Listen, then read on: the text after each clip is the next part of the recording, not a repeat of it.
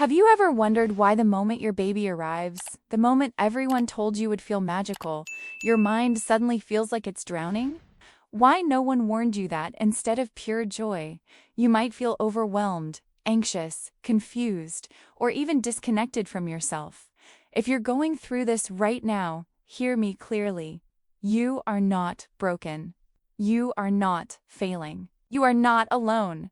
Nearly 80% of women experience intense emotional and cognitive changes during the postpartum period, but most never talk about it, and even fewer are prepared for it. The world celebrates the baby and forgets the mother. And somewhere in that silence, your mind begins to unravel in ways you never expected. Today, we're breaking that silence.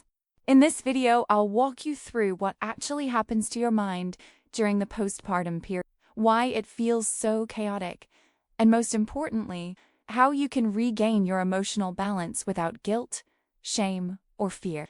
Before we dive in, take a second to like this video, subscribe, and share it with a new mother who might need these words today. Your engagement helps this message reach more women who are suffering in silence. Now breathe with me. Let's begin. No one prepares you for the mental impact of crossing the threshold from pregnancy into motherhood. It's not just a change, it's an internal earthquake. Right after birth, your mind moves through a combination of intense emotions, rapid changes in responsibilities, and sensory overload. Everything feels new, loud, urgent, and unpredictable. Your brain, which spent months preparing for birth, now abruptly shifts into survival mode. Most mothers describe this phase as, "I feel like I woke up in someone else's life. My emotions are everywhere. I can't tell if I'm happy, sad, terrified, or exhausted, sometimes all at once." This mental shock happens because the brain is processing a profound life transition, a sudden increase in responsibilities. Constant vigilance, your brain becomes hyper-alert to protect your baby. Massive physical depletion and the collapse of old routines, habits, and identity markers. Your mind becomes a storm because everything familiar is temporarily gone. And here's the most painful part. People celebrate your baby but look straight past your suffering. So you start to hide it too. And that silence makes the storm even louder. But there is a reason behind every emotion you're feeling, and once you understand the science, it becomes easier to breathe again. When you give birth, your hormones don't just change, they crash. And this hormonal crash is one of the biggest reasons your mind feels unstable, emotional, or unlike yourself. During pregnancy, your body is flooded with estrogen and progesterone. These hormones don't just support the pregnancy, they also influence mood, emotional regulation, and even how your brain responds to stress. But within the first 24 hours after birth, those same hormones drop by up to 90%, faster than almost any hormonal shift the human body can experience. Imagine the emotional whiplash of that. One day, your brain is swimming in hormones that keep your mood somewhat balanced, and the next day, they're gone. This isn't weakness. This is biochemistry. At the same time, your body releases surges of oxytocin, the bonding hormone. But here's the part people don't talk about. Oxytocin doesn't only create warm, loving feelings, it also heightens sensitivity, fear, and vigilance. That's why you may burst into tears when the baby cries or feel panicked when someone else holds your newborn. It's biology, trying to keep your baby safe, not a sign that you're too emotional. Then comes prolactin, the hormone that supports milk production. Prolactin can make you feel nurturing and focused on your baby, but it can also make you feel depleted, foggy, or overly responsible for everything. Mothers often describe it as, "My brain is stuck in caretaking mode and I can't turn it off." Layered on top of all this is cortisol, the stress hormone. It naturally rises after birth because your body is adapting to constant interruption, unpredictable sleep, and the weight of keeping a tiny human alive. High cortisol makes you jumpy, irritated, anxious, and easily overwhelmed, even by small things like a spilled bottle or an unanswered message. These hormonal shifts create a perfect emotional storm, crying for no reason, sudden anxiety, irritability, fear, or feeling not like yourself. And because society pressures mothers to feel grateful and joyful, you may feel guilty for what your hormones are naturally causing. But this is not a character flaw. This is your body doing the intense work of shifting into motherhood. Understanding these hormonal changes doesn't make the emotions disappear, but it gives you something precious: permission. Permission to feel, to rest, to ask for help, and to stop judging yourself for what your biology is trying to navigate. One of the hardest parts of the postpartum period is realizing that the physical recovery, as intense as it is, often isn't the most overwhelming part. What truly shakes you is the mental load, the constant stream of decisions, worries, tasks, and responsibilities that begin the moment your baby arrives. It's invisible, but it's heavy, and it demands your attention every single second. From the moment you wake up, if you even slept, you're calculating everything. Has the baby eaten enough? Is this cry normal? How long has it been since the last diaper change? Is this temperature okay? Did I pump? Did I drink water? Did I shower? What day is it? Your brain becomes a 24/7 monitoring system, tracking every detail of your baby's life while also trying to keep your basic needs from collapsing. This mental juggling doesn't pause. It doesn't wait. It follows you into the bathroom, into bed, into every corner of your mind. Sleep deprivation makes this even harder. When your rest is interrupted night after night, your brain struggles to process information, regulate emotions, and make decisions. Simple tasks feel complicated. A small mess feels like a crisis. A well-meaning comment feels like pressure. You're not too sensitive. You're exhausted on a neurological level. Decision fatigue quickly takes over. Every feeding method, every bedtime routine, every symptom you search online, every piece of advice you receive forces your brain into constant evaluation mode. And because you're responsible for another human, every decision feels high stakes. Even choosing what to eat can feel like too much. Then there's the pressure to do it right.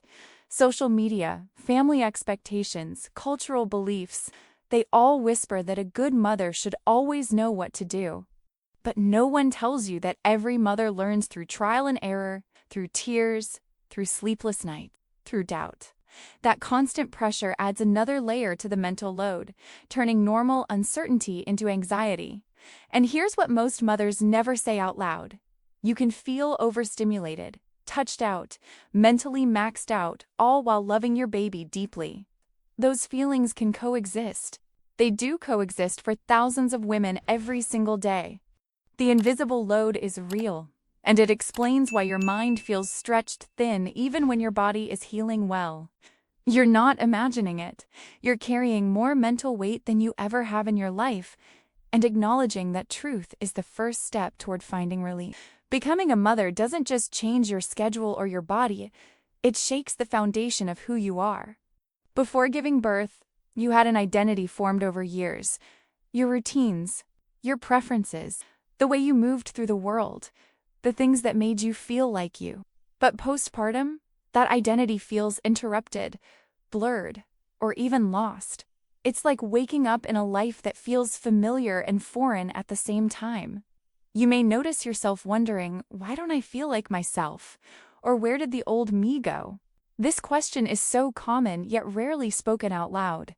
Motherhood brings a profound psychological shift because every part of your life reorganizes around the baby. Your time, your energy, your priorities, your relationships, your dreams.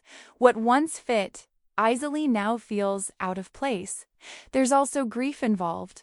Grief for your former freedom, your spontaneous moments, your uninterrupted thoughts, your old confidence. Many mothers feel ashamed to admit this grief because they believe it means they're ungrateful. But grief and love can exist together. Missing your old self doesn't mean you don't adore your baby. It simply means you're human, adjusting to a massive transformation. Internally, your mind is also negotiating new expectations placed on you. Society paints motherhood as intuitive and joyful, as if everything should fall into place naturally. When your experience doesn't match that picture, you may question your worth, your competence, or your identity. This clash between expectation and reality creates emotional friction and inner conflict that leaves you feeling unsettled. Your relationships shift too. Partners become co-parents. Friendships may drift as your priorities change. Family members have opinions about everything you do. All of this affects how you see yourself. You're trying to redefine your identity while everyone else is trying to define it for you. In the middle of these changes, you may feel invisible. People ask about the baby, but not about you. They celebrate your new role, but forget the person underneath it. This invisibility can make the identity crisis feel even heavier, as if the world expects you to disappear behind the word mother. But here's the truth. You haven't disappeared. You're evolving. Your identity isn't lost. It's being rebuilt, piece by piece, in a season that is demanding but temporary. And as overwhelming as it feels, this transformation can lead to a stronger, more grounded version of yourself, one who carries wisdom, resilience, and depth you didn't know you had. One of the most frightening parts of the postpartum experience is the sudden arrival of thoughts and fears you never expected. You might find yourself imagining worst-case scenarios out of nowhere, feeling afraid of things that never scared you before, or experiencing mental images that make you question your sanity. These intrusive thoughts are far more common than anyone admits, yet almost no one feels safe talking about them. Postpartum anxiety often begins quietly. It may show up as constant checking if the baby is breathing, checking if the door is locked, checking the time since the last feeding. Your mind feels like it's running a non-stop safety drill. Even when everything is fine, your body acts like you're in danger. This hypervigilance isn't weakness. It's your brain responding to the overwhelming responsibility of protecting a newborn. Then there are the thoughts that feel darker. Images of accidents, fears of harming the baby, or worries that something terrible is about to happen. These thoughts are intrusive, they appear suddenly, uninvited, and they don't reflect who you are or what you want. But the shame around them is so heavy that most mothers stay silent, terrified that saying them out loud will make others judge them more worse, take their baby away. What you need to know is this. Intrusive thoughts after birth are incredibly common. They happen because your brain is in a state of heightened alert, flooded with hormones, deprived of sleep, and overwhelmed by new responsibility. Your brain creates these scenarios as a protective mechanism, trying to anticipate danger so you can avoid it. The thoughts feel disturbing, but their presence doesn't mean you're dangerous or unstable. They mean you care deeply, sometimes too deeply for your nervous system to handle calmly. Still, postpartum anxiety can make daily life feel like a maze of fear. Small tasks feel risky. Leaving the house feels impossible. Even resting feels unsafe because your mind won't stop scanning for danger. Over time, this constant tension can lead to physical symptoms: tightness in the chest, racing heart, trembling, nausea, or dizziness, making the anxiety feel even more real and frightening. What matters most is knowing when anxiety crosses the line from normal worry to something that deserves help. If your fears are constant, if they keep you from sleeping, eating, bonding, or functioning, if they leave you feeling afraid of your own mind, you deserve support, not judgment, not silence, but real care from someone trained to help. You are not your intrusive thoughts. You are not your fears. You are a mother navigating one of the most intense psychological transitions of your life, and you deserve compassion every step of the way. Some of the heaviest pressure mothers feel in the postpartum period doesn't come from their own minds. It comes from the myths society repeats over and over until they sound like truth. These myths create unrealistic expectations, shame, and self-doubt, especially when your experience looks nothing like the stories you've been told. One of the most damaging myths is the idea that maternal instinct is automatic, immediate, and effortless. You're told that the moment your baby is placed in your arms, you will instantly know what to do. But real life is rarely that simple. Most mothers learn through trial, error, and patience. Bonding can take time. Confidence grows slowly. Instinct is something that develops, not something that magically switches on. When women don't feel that instant clarity, they often assume something is wrong with them, when in reality, nothing is wrong at all. Then there's the myth of love at first sight. Some mothers do feel an instant, overwhelming connection. Others feel numb, overwhelmed, or disconnected at first. Both experiences are normal. Birth is physically traumatic, emotionally intense, and mentally disorienting. Expecting your heart to immediately synchronize with this new reality is unfair. But because the myth is everywhere in movies, social media, family stories, many mothers hide their true feelings, thinking they're failing at the very first step of motherhood. Another powerful myth is that good mothers don't struggle. That if you're overwhelmed, anxious, or exhausted, you're somehow less capable. This belief silences women. It makes them pretend they're fine when they're falling apart inside. It also makes them fear seeking help, because they've been taught that needing support is a sign of weakness instead of a sign of being human. And then there's the myth that you must bounce back in body, mood, productivity, and identity. Society praises the mother who looks unchanged a few weeks postpartum, who keeps the house perfect, who returns to work seamlessly, who smiles while doing it all. But this myth ignores biology, psychology, and reality. You're not supposed to bounce back. You're supposed to transform. Healing takes time. Adjusting takes time. Becoming a mother is not a return to who you were, it's the creation of someone new. These myths make everything harder. They create guilt where there should be compassion, comparison where there should be community, and silence where there should be support. The truth is simple. Struggling doesn't make you a bad mother. It makes you a mother living in a world full of unrealistic expectations. When you release these myths, even just a little, you create space to breathe, to grow, and to meet yourself with the kindness you deserve. Healing your mind in the postpartum period doesn't happen overnight, and it doesn't happen through perfection. It happens through small, intentional steps that slowly bring your nervous system out of survival mode and back into a place of balance. The goal isn't to feel amazing every day. It's to feel steadier, safer, and more connected to yourself as you navigate this new chapter. One of the most powerful tools is naming what you feel. When you allow yourself to say, "I'm overwhelmed," or "I'm anxious," or "I'm grieving my old life," you reduce the emotional pressure inside you. Naming doesn't fix the feeling, but it softens it. It makes space for compassion instead of shame. Another essential step is protecting your rest, not just sleep, but mental rest. Even if sleep is inconsistent, you can still give your brain micro breaks.